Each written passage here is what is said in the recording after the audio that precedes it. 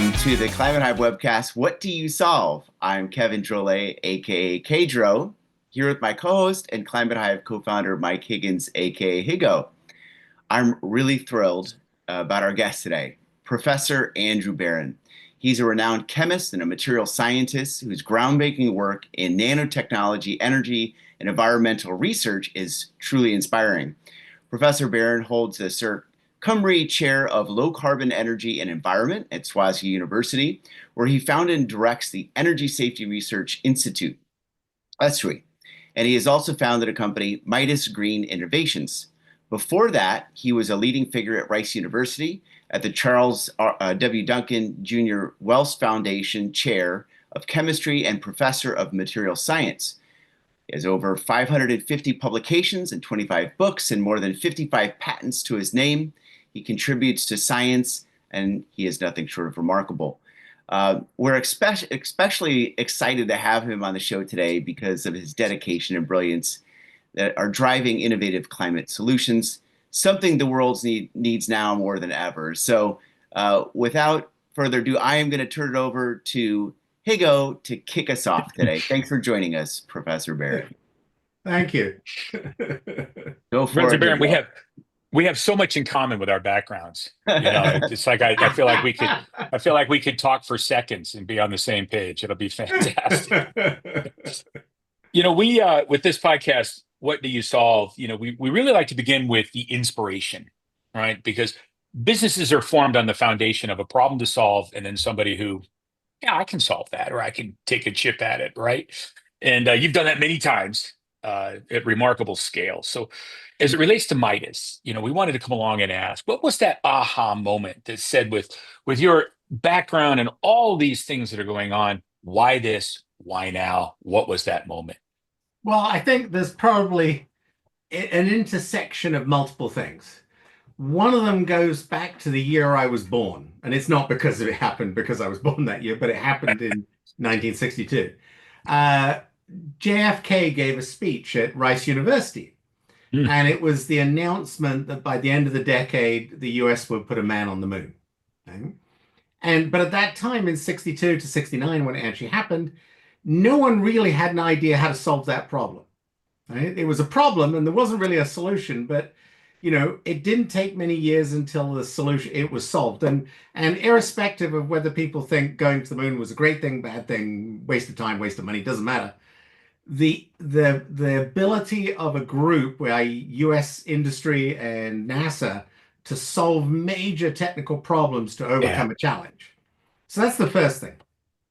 The second is that I had a project, multiple companies I'd started, and it was this idea of how do you take technology to the marketplace. And except for IT and apps and .com, it takes at least 10 years to go from a little something you've made to enough to sell and produce it and have it verified and everything else. That's a long time. And if we look around us, I felt that if you tried to list what are the biggest challenges on the planet today, and there are people who will definitely disagree, but I'm sorry, they're wrong. The biggest challenge is going to be the climate, is going to be the future of the planet. And you could prioritize that, and someone would say, oh, but health is a big challenge. Yes, but if we had clean drinking water and clean energy, health you could deal with. You know, food supply could be dealt with. All these things you can make a hierarchy of which is the most important, and it's all to do with that. So when you think about what the problem is, and there was a paper by a British government official called the Stern Report, and this is 15 years ago. And it's one of the most horrific documents you've ever read, because it doesn't say climate change occurs or this is what's going to happen. What it says is, if climate change occurs, this is how much it will cost. And it basically says, here's how many trillions land will be taken away, cities flooded, starvation, you know, and so on. And then it says that basically it was something, a significant percentage of global GDP was going to be needed to reverse it. So it's an economic report. It has no political statement. It just says, if this occurs, this is what it's going to cost. And it's horrendous. It's well worth a read of the Stern Report. So if you think that that's the greatest challenge we have, and then I think back, well, obviously I was a little baby then, but in 62, I still think that that speech by Kennedy in some ways was one of the most inspiring because one of the phrases, and I'll probably get it slightly wrong, is we don't do these things because they're easy. We do them because they're Right. difficult. And I Yeah. think that's really the reason to be involved in solving some of the problems associated with climate change. Green energy, carbon capture, reducing emissions, utilization of emissions, all these things. When the UK government back, about 5, 6 years ago, legislated what was called net zero, I like to call it the Scooby-Doo moment.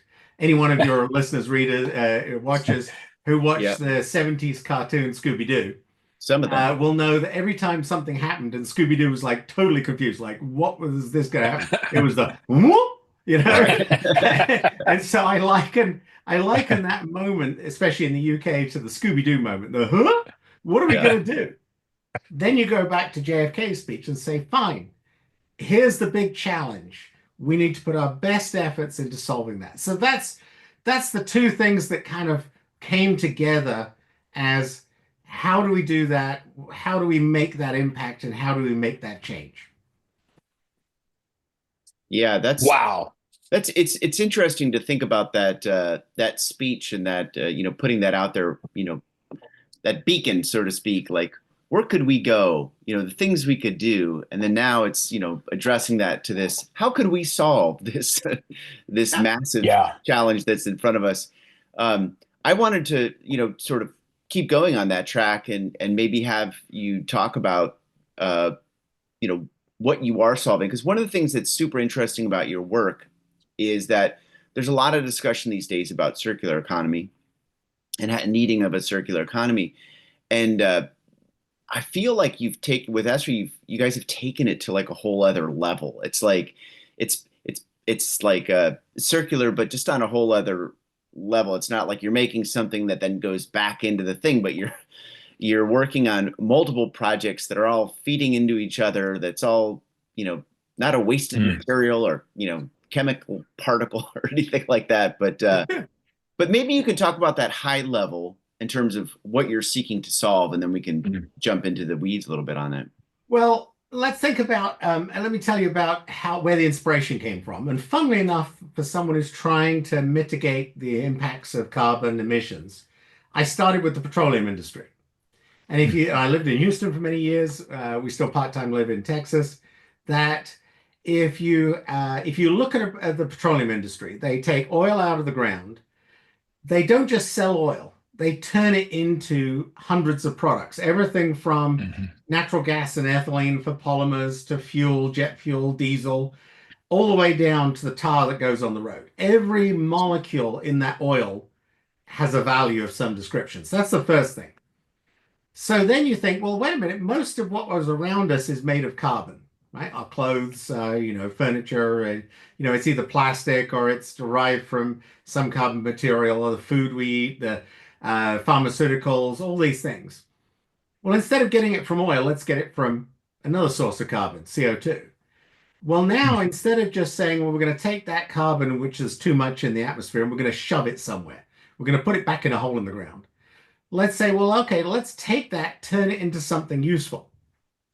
Once you start doing that, you also start thinking about, well, what I'm really doing is taking a waste product from industry, let's say CO2, and I'm turning it into something useful. And we'll get back to different things. What other waste products are there in industry? What else can you use them for? Can you combine some of these processes? So one of the things I did originally when I came up with this idea, and post-it notes are the greatest invention of the 20th century, right? So I took post-it notes on a very big wall, and I wrote down the name of local companies in South Wales. And I wrote down what their emissions were, and then wrote down, what they could be converted to, and which companies or other projects or research areas have been used to convert A to B to C to D and so on. And I started putting these post-it notes on the wall and then started connecting them all. And you realize that at a certain stage, one person's trash is another person's raw material. Yeah. And there's a lot of talk now and everywhere of taking, we've got a massive excess of plastic waste. We've got a massive excess of food waste, for example. What do you do with that? I mean, clothing waste is now a major problem. I mean, Bolivia now has these mountains of clothes that have been shipped there to go into landfills. Um, can you do something with that?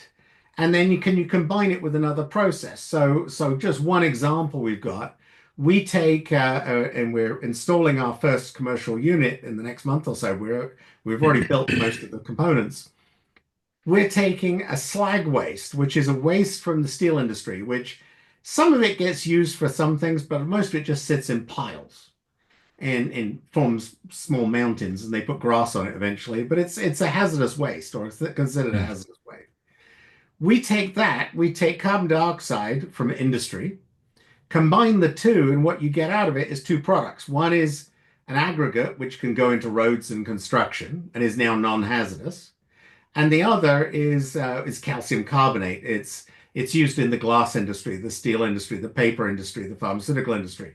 So you've taken two waste products from an industry, you've turned it into two useful things, which normally you would either make by mining, which obviously has emission issues associated with that, or you'd make through chemical processes or heat or anything else.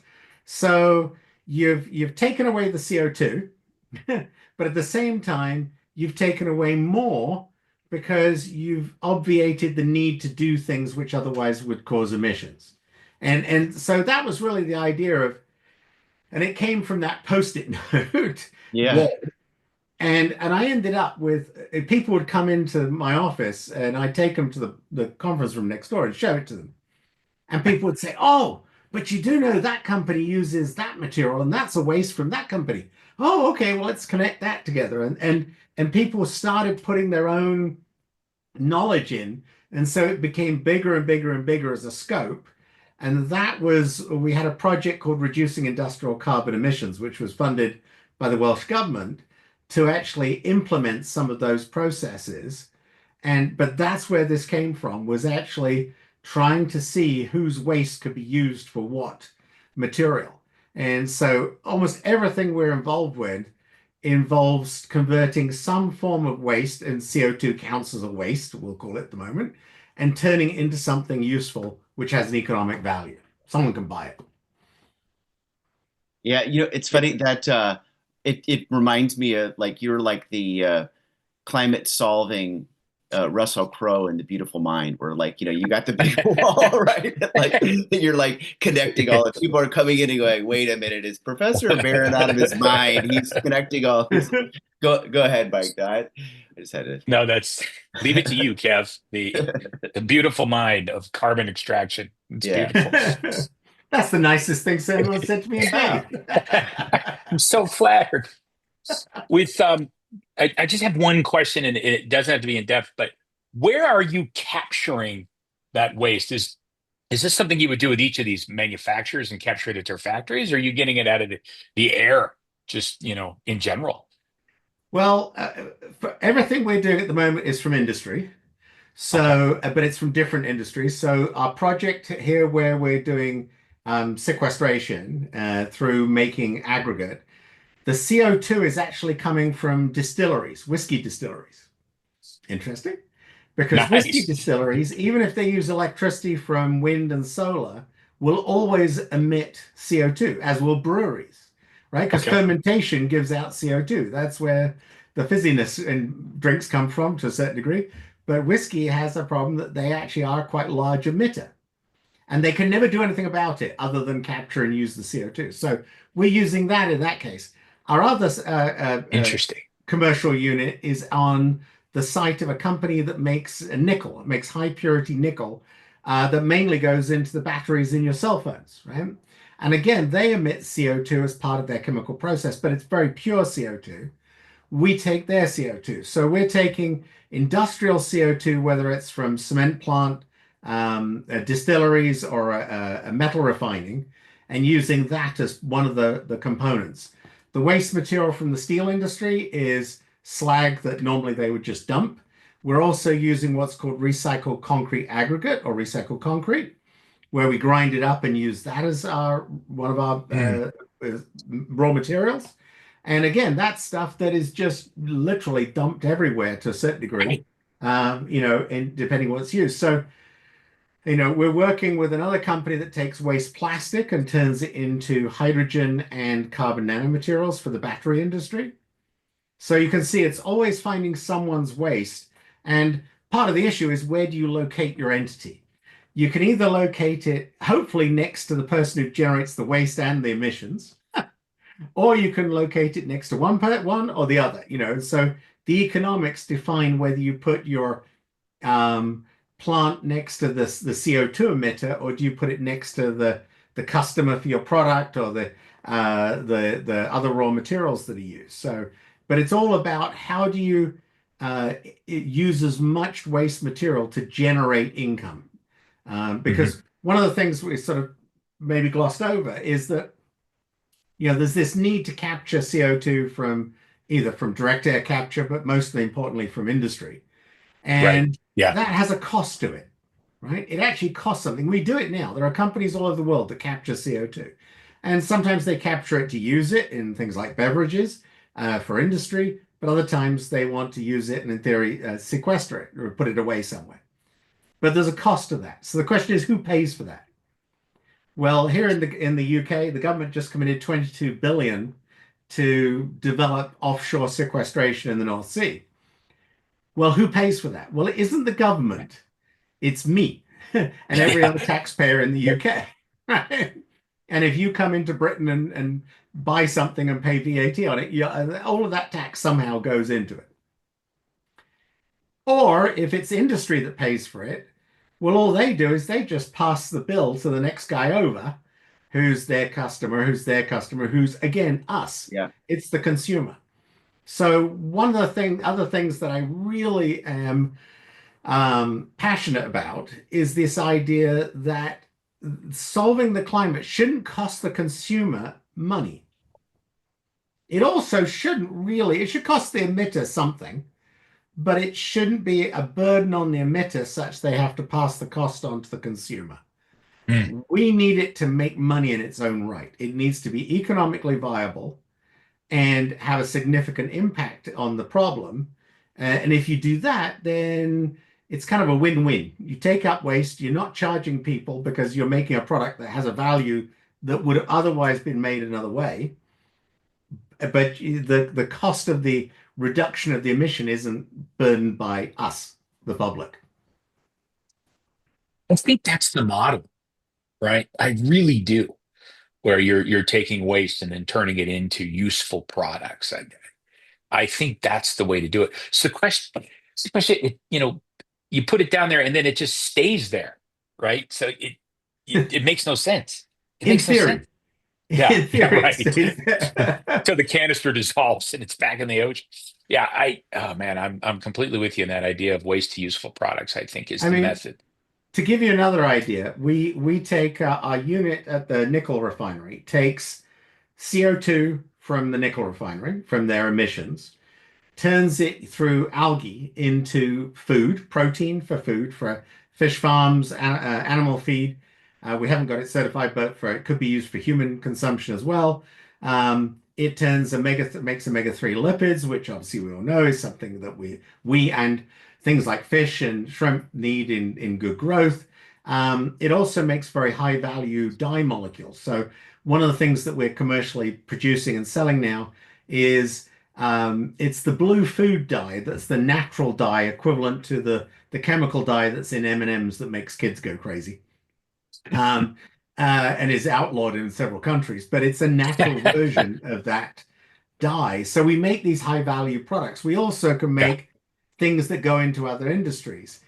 So we're taking the CO2, but the other thing algae needs is nitrates and phosphates. I mean, it's, media. Most people who do this take that from chemical fertilizers. Well, fertilizers come from ammonium nitrate, Ammonium nitrate is made from ammonia. Ammonia is made from hydrogen, and hydrogen commercially is made from natural gas, and that emits CO2 in that process. So you're trying to use a chemical that itself has emission.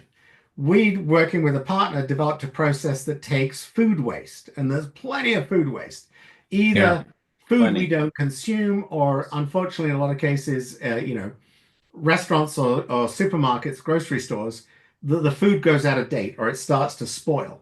Well, they tend to either landfill that, which generates methane, or they make a sort of a fertilizer type material. You can digest it to a certain degree, like in an anaerobic digester, to make biomethane. What we do is we take that and do a process that provides the media for the algae, and then what's left over, we actually convert to biochar. And in fact, one of our waste product, the algae, combined with that, and we end up with a load of biochar has lots of agricultural benefits. So again, now we're interacting with restaurants locally, with restaurants and food producers at one end. That turns into a media. We take carbon emissions from industry, algae takes it to a protein, that goes into fish feed, which goes to food, which make my finger on the screen, which eventually comes back over here to food waste. Do you have your diagram? You could pull your diagram I can give viewers a. Yeah, your camera also has an auto sensor. It follows. Oh, it does. So here's an example. Hopefully this will work. There we go. Here's an example of the kind of integration process that we're looking at. And so let's start. Here's the slag from the steel plant. Here's CO2 from flue gas. One of the Midas's subsidiaries, a company called C0, takes that and converts it into aggregate for the construction industry and a material for glass, paper, healthcare. But it also, as one of its side products, is what's called alkaline water. It's very slightly basic or caustic water. We use that with green energy to generate hydrogen and oxygen, and the oxygen either can be used for combustion or it can be used in water treatment. There's some CO2 that's not reacted that goes straight into an algae bioreactor, and this is actually a schematic of everything within the next couple of months. We've started doing installation, but in the next couple of months it'll be installed in South Wales. That algae takes growth media from food waste, and that makes high value material. Some of the unused material and some of the food waste go to biochar, that goes to agriculture.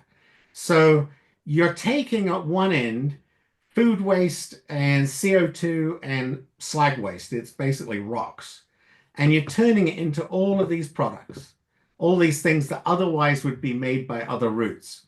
And some of them, generate of hydrogen normally when it's not green hydrogen has a CO2 emission. Oxygen production is really from the air, that's fine. Oxygen actually has a very high value. In fact, it's worth more in some cases than the hydrogen. The aggregates and things like that are stuff that would be mined or dug up out of the ground. The calcium carbonate would be. These would all be ones that are often made in different ways, and some of them are chemicals that are made from petroleum as opposed to naturally produced. So that gives us sort of a simplified, I know it sounds like it's complicated, but it's almost a simplified version of what Midas is doing, is taking multiple technologies, linking them together, creating a symbiotic ecosystem, which is actually a financial ecosystem. So it doesn't matter how much each of these technologies, their profitability, it's the profitability of the whole system that's important. So I have just to give contours to what you're working on here. I mean, this is amazing.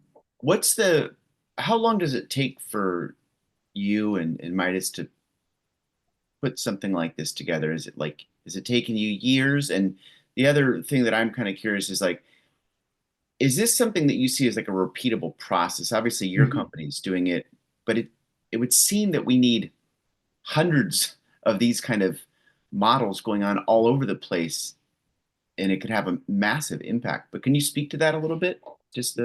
Yeah, so the first one is in time. So we put our first unit into a cement plant for the hydrogen. It took about a year, and most of that was not manufacturing. I don't think it was going through all the safety regulations and all the requirements and things like that. So the one thing I should also say, and your listeners and watchers may not understand, but all of these units are on what's called a COMA Tier 1 site. And COMA is a measure of the health and safety, the chemical safety hazards on a site. So petroleum plants, nuclear power stations, metal refining, those are all COMA Tier 1. They're the ones where you have to wear a hard hat, high-vis jacket, boots, the whole thing. All of these technologies are already on place on those sites. And so there was actually a time to get the demonstration that they were safe to use and they met all those operations. Other ones, this unit, we're in the process of building our next version. It's going to be here in South Wales. Probably say it's going to have taken about 4 months to put in. So, within a year, you can have installed all of these things and have them operational and running. To your second point, that is exactly brilliantly said. That's exactly the point. Did you just call me brilliant? Yeah, absolutely. Nice. I have my fingers crossed. Oh, let's stop right now. but it is exactly the point that one of the problems is you find a solution to one problem. How do you adapt it to the next problem? And the reason is each one of these technologies separately may only work with certain applications. But once you combine these and more, we've got other technologies that come into this. Once you combine those, you can then go and say to a location. So we're working with a group in the Middle East, and we're working with a group in Europe and one here in the UK, that say the one in the UK has a really big one of these and a medium size of this and a very small one of these. But you go to Europe and they want a really big one of these, a really big one of these, and they only want a small one of these. And or maybe they only want these two.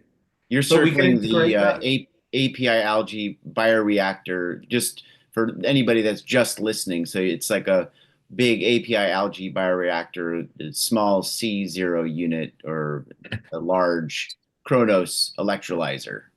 Okay. And so the idea is that you can combine any of these to solve the problem. So a bit like sports teams, right? An American football team. Although I'm never quite sure why it's called football since you don't kick the ball, but that's all right. But an American football team, you've got at least two teams playing, right? You have offense and defense. And so depending what you're trying to solve, you actually change the composition of the team. And even under offense, depending whether it's going to be, rushing or passing, you'll change the position and nature to solve the problem. And that's what we're really doing with lots of technologies, is having a suite of technologies that we can pick on and choose the scale and the choice to solve the problem. And the problem is the emissions and the waste in whatever local environment you're talking about. Here we're in South Wales, in the UK, we're say working in the Middle East, and it's what their local problem is. The other thing that we're very insistent with all these technologies is they should be able to be built in country. They should be able to be manufactured locally. So we try and simplify the technology such that no matter where in the world these are being installed, you don't have to ship material across the globe to do it. You can build everything locally, which of course generates local jobs, local security. You've got people who know how to maintain these things and operate them, and that essentially creates an advance in the regional economy as well. Yeah, that's very clear. And it's also very interesting because you've taken this out of the academic realm and you've moved it into the industrial realm, right? Real world examples, not just theory. And it's in play. And that whole idea of solving the problems in front of you, it just resonates so much, right? Because it is a function of the problem you're solving, where you're solving it, when you're solving it, One of the other realities that are banging against it. So phenomenal. And it also leads the way. As Kennedy, put together, that speech was all about the belief in the ability to solve a problem, right? The belief in the ability without necessarily understanding the particulars, right? But you've converted that belief into a roadmap here, into a real roadmap where you can demonstrate your ability to take waste and turn it into useful products. And I think that's amazing. So that's really the goal is, and you're right, is a second great thing that that it is that belief, because you do listen to Kennedy's speech, and he even outlines in the speech quite technically challenges that are going to be met. I mean, there's a famous quote where he says that we're gonna have to develop materials which will withstand the temperatures of re-entry into the Earth's atmosphere, and then goes on to cite what the temperature is of X thousand degrees centigrade. And then he says, which is about the same as is here in Houston today, sort of thing. Yeah. So, but the point being is he articulates what the challenges are. Yeah. And says, here is a technical challenge. You've got to have a material that will survive the re-entry from the space into the Earth's atmosphere and keep the people inside that vessel alive. Right? And that's suddenly you've got every material science in the US and globally going, ooh, I wonder what material we could use. And there is also an additional, if you like, academic issue, is there was a study done on the number of physics and engineering degree and PhDs in the 60s and 70s. And the number of people applying to do physics and engineering dramatically went up in the early 60s and mid 60s. And part of it was because you had that challenge. So the other thing that I think this is an opportunity. Everyone always talks about, oh, we don't have enough scientists, we don't have enough engineers, we don't have enough this, all we have is influencers. That here's the opportunity, because you can present to younger people, here is the biggest challenge that you're going to face. And I had a colleague who was a Nobel Prize winner, Rick Smalley at Rice, who used to end his talks with a picture of the globe, and it would say, be a scientist, save the world. Or be a scientist of the world, be a scientist, one of the other. But the point being is it was that challenge, and saying to younger people, here is your chance to do something for the future. And so I think trying to encourage people that here is something that can be solved, or at least attempted to be solved, even if it's only partially, but here's how we can do this, gives other people that inspiration themselves to get involved in this kind of work. Yeah, that's super inspiring. I actually have I know a young man that's a physics major. He's my son, but who I always think about, his he was like going to solve for time travel since he was like 10 years old. He watched a lot of Doctor Who, so he was going to solve. But I'm like, actually you could wade into this one. This is a good one to solve. But I wanted to ask you, in regards to challenge, like, so putting something like this together, which does seem fairly complicated, and it seems like there's a certain level of sophistication you have to kind of pull all these pieces together. But maybe what are, like, for you, what are the challenges? What are the roadblocks, obstacles that you think are most difficult? Well, I think you've got a couple, and they're not necessarily in this order, but one is money is always a challenge, right? However, our approach is we're raising, because normally when people have a solution like this, they go to the emitter and say, you give me 50 million and I'll solve your problem, or whatever it is, right? We're kind of going and saying, for example, in the case of the algae bioreactor we have running commercially, we went to the emitter and said, you give us land, space on your plant, you give us electricity and water, and you give us CO2, end of story. You don't have to pay for anything else. We'll provide the infrastructure. We'll do everything else. That's a different way of approaching these emitters. So that does not necessarily overcome the problem, but money is always the problem.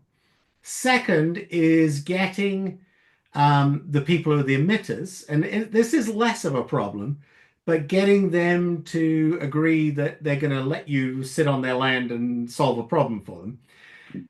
Mainly because if it's an unproven technology, they're worried that you're going to, putting it kind of bluntly, screw up their day-to-day business. Mm. Right? So the nice thing is all of these have now been on commercial sites running. The electrolyzer was running for 4 years. We've moved it to a different site now. The biorefinery has been running for 5 years without any negative impact to the business that it's sort of uh, sitting on their site, right? So that overcomes a little bit of that problem. Companies need to see that it's going to solve their problem without adding another problem to it, you know. The other problem is politicians. And actually, I Mhm. would say, and this is a weird one. It's not really the politicians, it's the people who work for the politicians. So if you actually want to know who runs the country, so let's say UK government, it's not necessarily prime minister and the ministers, but when you go to each of the ministries, and the one that's responsible for environment in the UK is what's called DESNZ, which is Department for Environment and Net Zero. The majority of people who work there are in their 20s and are fresh out of university. Mm. They're the people who actually make the policy. And so, as individuals, they're actually a great group of people, but as a collective, they tend to be very narrow-minded in that whoever tells them a solution first, that's the solution. So, for example, in UK, green energy is offshore wind, and it's the knee-jerk reaction that government will have because that's what that group of people has been told, and that's what they'll repeat until the end of time. No matter what you tell them, they'll keep saying offshore wind, right? The Senate and Congress in the States is just the same. When you go to a senator's office, you find all the staff are in their 20s, early 30s. They're not the technical people. And so one of the problems is getting that group of people on board with the idea that you're solving this problem. What we've done for that is not really worry about it, but go and do it. Get industry on board because they see the benefit. Get the people we supply chemicals, materials to see the benefit because they buy it. And at some point, government will just come along with you because they'll see the benefit. But that is always the issue is that there is this, the civil service group has very specific ideas of how to solve a problem without really having a lot of the background knowledge to that problem. And so, and that's true in the US as well as the UK. So I think those are the three things that are really the problems. Getting staff is not a problem. Technical people. I mean, and this is not being insulting, but two of the people we have operating the bioreactor, their background is as technicians that you would expect to be, well, you know, their technical background could be that of a plumber or someone who does electrician or gas installations, because that's the skill set they need. And so getting people to do this is actually not the problem. Say finance, getting industry to accept it, and then getting politicians or government to be open-minded to multiple solutions, I think is the other biggest issue. Fascinating. I would have not thought that those would be I would have not thought about it Yeah. that way. But you know, it's so interesting because it's like it's the human beings, you know what I mean? It comes back, it's the human beings and what's motivating the human beings and what's educating the human beings or what the possibility the human beings see. So Well, one of the things that I love about this you know concept is it's prove it, show it, show the example, and then you know your point about there's an economic driver that justifies it versus you know we're going to try and create a solution then go find money for it to justify the solution. This is we're going to create a solution that has an economic driver, which I really I feel is very different than you know a lot of the approach. Well, the other thing is I was involved over the years in a lot of academic big major projects, I mean big funded projects. And every single one when it started would have a big event saying, yes, we're going to solve this problem. Here's what we're going to right. do. Blah, blah, blah, blah. And then they'd have another event say when invite some politician and whoever and some VIPs and go, yes, we're going to do this. This is, and they hadn't actually done anything. So when we started what was called the RICE project, reducing industrial carbon emissions, we didn't do anything of that. We didn't have any announcements. We got the projects. We started installing them. The only time we made an announcement was when we said, oh, anyone wants to come to this cement plant and see green hydrogen being used commercially as a process? Call us up. Here's what it is. And so I've always been a believer that, and it is an issue of a lot of academic institutions. They kind of claim they've solved a problem when they've made this much of something and it's never going to be scaled. Exactly. It's the front page of the Wall Street Journal, But, go and do it such that people can come and see it. They can come and put their hard hat on. They can put the goggles and the high-vis jacket on, and they can walk out in a muddy field and they can come and look at it, kick it, touch it, take away a sample that comes out of it, that, whatever. That's what tells you it works. Our hydrogen electrolyzer was at a cement plant or an aggregate plant. And the guy who was the site manager worked for the main company. Very nice guy, and he was always willing to have visitors come to his site, right? And so we had government agencies, we had companies, we had individuals, we had all sorts of people coming to look at the site. And the best part about it was they'd all put their hard hats and everything on. They'd walk outside and he'd start to give them a tour of the site, what they did on that site. And someone would inevitably say, but what about the hydrogen system? And he'd say, oh, see that blue container? It's in there. And they go, yeah. And he'd say, it works. And then he'd walk off. Right?